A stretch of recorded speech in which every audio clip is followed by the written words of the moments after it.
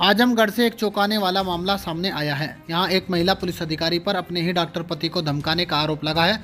पीड़ित पति का कहना है कि उनकी पत्नी जो जिले में सीओ सदर के पद पर तैनात है, उनसे बात तक नहीं करती और बात करने पर जेल भेजने की धमकी देती हैं।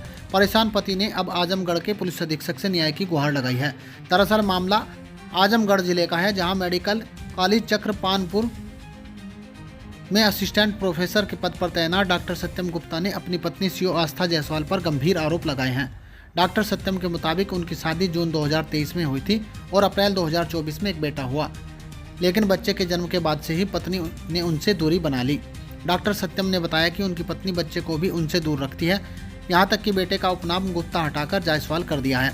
शादी के बाद कभी विदाई भी नहीं हुई और पत्नी ने साफ कह दिया कि अगर कायदे में नहीं रहोगे तो जेल भेज दूंगी। डॉक्टर सत्यम का कहना है कि उन्होंने अपनी शादी बचाने की बहुत कोशिश की, लेकिन अब हालात ऐसे हैं कि पत्नी न तो साथ रहना चाहती है और ना ही तलाक देना चाहती है। मार्च 2025 में उन्होंने कोर्ट में तलाक के लिए आवेदन किया था, पर अब तक कोई समाधान नहीं हुआ। इसलिए एसपी साहब से न्याय की गुहार लगाने आया हूं। मामले में जब महिला पुलिस अधिकारी सीओ आस्था जायसवाल से बात करने की कोशिश की गई तो उन्होंने मीडिया से बात करने से इनकार कर दिया। वहीं जिले के वरिष्ठ पुलिस अधीक्षक भी इस पूरे प्रकरण पर कुछ भी बोलने से बच रहे हैं। एक और पुलिस समाज में न्याय की रखवाली करती है, जब वह मामला खुद पुलिस परिवार के अंदर का हो तो यह सवाल खड़ा करता है कि आखिर आम आदमी न्याय की उम्मीद किससे करे। फिलहाल मामला पारिवारिक विवाद का है और कोर्ट में विचाराधीन है, लेकिन मामला अब सुर्खियों में बना हुआ है।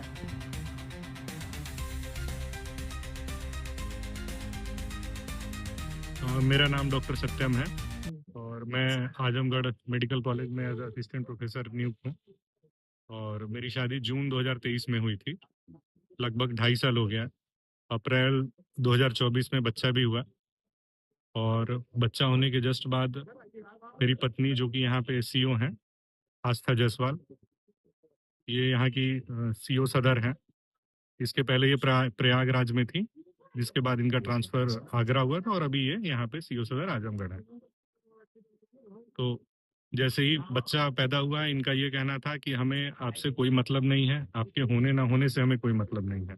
उस समय इनकी मदर भी थी, इनके भाई थे। हमने कहा कि इस प्रकार से आप क्यों बोल रही हैं? हाँ, मैं आपका हस्बैंड हूँ, मैं आपके लिए ही आया हूँ, आप इस तरह से बोल रही हैं। लेकिन लोगों ने बोला, उनके मदर और उनके भाई ने, कि आप जो है घर पे इस चीज को डिस्कस कर लीजिएगा। तो मैं 4 दिन के लिए, मैं कहा ठीक है, घर पे जब आएंगे तो बात हो जाएगी। घर पे आते ही इनका रवैया ऐसा था कि ये लोग मिलना ही, मतलब बच्चे को अपने पिता से दूर कर देना, और मतलब इनकी माँ और आस्था अलग कमरे में चली गई। इसके बाद हमने अपने फादर को बुलाया कि भाई आप लोग आके बात करिए और चीजों को सुलझाइए। ये डे वन से बात नहीं करना चाहती और इतना मैं परेशान हुआ, इतना परेशान हुआ। फिर भी सब लोगों ने बोला आप एक बार बात करिए। मैं इनसे बात करने की कोशिश किया, बदतमीजी से बात करना, गाली देना, इस तरीके से ये बात करती हैं। तो ये इनका व्यवहार रहा। आपकी शादी तो परिवार के सहमति से हुआ होगा? आप लोग बिल्कुल, दोनों ये की एक सहमति अरेंज से? मैरिज थी। एक अरेंज मैरिज थी। इसके बाद हमारे पिता ने इनके फादर को कॉल किया, सारी चीजें बताई, तो इन्होंने साफ साफ कहा कि हमने शादी कर दी है बिटिया की, हमें कोई मतलब नहीं है इस मैटर में, लड़की ही डिसीजन लेगी। मतलब ये ऐसा बयान था जैसे, मतलब मैं खुद शॉक हो गया कि मतलब एक पिता कैसे बोल सकता है। आस्था जी का अब क्या कहना है उनका? अब क्या कहना है कि अब इन्होंने, इनके घर वालों ने 2-3 महीने का समय मांगा था डिलीवरी के बाद से। हमने 4-5 महीने का समय दिया। उसके बाद हमने पूछा, तो इसी दरमियान हमें पता चला कि 3 महीने बाद इन्होंने बच्चे का नाम जो है अथर्व जायसवाल से, अथर्व मतलब अथर्व गुप्ता उसका नाम था, जिसको कि टाइटल बदल दिया गया, उसको जायसवाल कर दिया गया, अथर्व जायसवाल कर दी। वो तो कोई इशू नहीं, ठीक है, ठीक इशू है। कर दें, हाँ, लेकिन न लेकिन जाने का जब, क्या विधान होता है? हाँ, जब हमने पूछा कि आप कैसे घर चलेंगी, इनकी कभी विदाई हुई नहीं, ये विदाई कराना नहीं चाहती, हर समय एक्सक्यूज दे देती थी। तो इन्होंने बोला कि मतलब हर समय कोई ना कोई एक्सक्यूज, ठीक है। उसके बाद हमने पूछा कि कैसे चीजें ठीक होंगी, घर चलो। तो कहीं कि हमको आपसे कोई मतलब नहीं है, ना आपके परिवार से मतलब है, हमें बनारस नहीं रहना है, ना आपके साथ रहना है, ना मैं वेस्ट बंगाल आऊंगी। और काफी मतलब बुरे तरीके से उन्होंने बोला कि अगर तुम करके इन्होंने संबोधन किया कि अगर तुम चाहते हो कायदे में रहोगे हमारे साथ तो फिर मैं सोचूंगी। इस तरह इनका बयान था। इसके बाद मैं बहुत परेशान हुआ। ये सब परेशान होने के बाद मैंने इनके भाई को इस चीज के बारे में बताया, और साथ ही साथ इनसे फोन पे बात करते समय इन्होंने बोला कि तुम क्या समझते हो, हाँ, जेल जाना चाहते हो? मतलब एक पुलिस वाले होने के नाते इन्होंने ये तक धमकी दे डाली कि मतलब जेल जाना चाहते हो, बताइए। आपके मतलब ससुराल पक्ष वालों का ये कहना है। आस्था का कहना था, आस्था का आस्था कहना था। खुद बात की थी, उसने आपके बोला ससुराल पक्ष वाले जो सर, बिल्कुल आपके फादर बिल्कुल। In law mother in law का क्या कहना है इस पे? उनसे आपने बात किया था? हाँ, फादर मदर इन लॉ से बात होने पे उन्होंने ये बोला कि हमने लड़की की शादी कर दी है, अब हमारा कोई लेना देना नहीं है, अब लड़का लड़की को रहना है वो अपना समझेंगे। मतलब ये ऐसा हुआ कि जैसे कोई लव मैरिज किया है, कोई भाग के शादी किया, उस तरह का स्टेटमेंट था। अभी आप क्या चाहते हैं?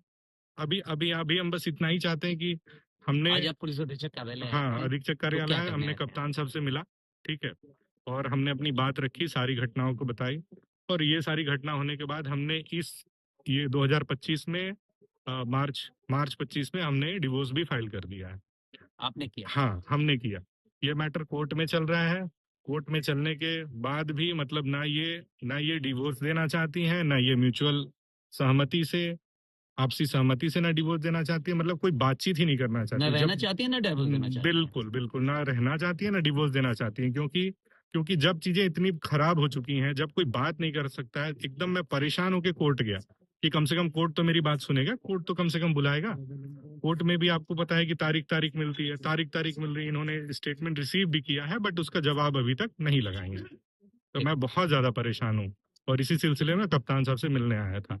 मतलब एक सीईओ होके, मतलब एक मैं खुद पढ़ा लिखा एक डॉक्टर जिम्मेदार एमबीबीएस पद पे एमडी रह होके, करके। हाँ, मैं असिस्टेंट प्रोफेसर मेडिकल कॉलेज में, और ये इस पद पे रह के, मतलब ये नहीं कि कोई अनपढ़ गंवार है, चीजों को सब समझते हुए, समाज को समझते हुए, मतलब एक मेरे साथ इस तरह से किया जा रहा है, तो ये और लोगों के प्रति क्या न्याय करेंगे?